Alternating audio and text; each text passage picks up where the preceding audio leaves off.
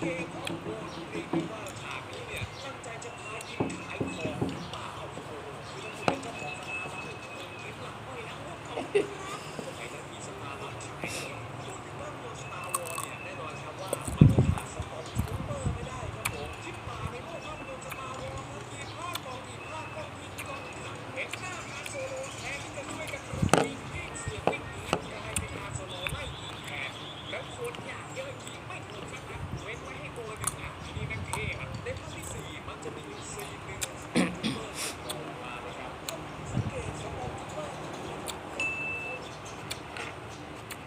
ประตูเลื่อนก็อยู่ของมันดีๆไม่รู้จะเอาหัวเป็นโขกทำไมและผู้กำกับแม่งไม่ได้สั่งคัดด้วยปล่อยให้ถ่ายต่อฮะผมคิดว่าถ้าเกิดให้ถ่ายใหม่นักแสดงคงเล่นไม่ไหวครับปวดหัวแม้แต่ภาพยนตร์แนวสงครามอย่างเรื่อง Gladiator นะครับเรียกได้ว่าตอนนี้คือแท่งกลายเป็นหมา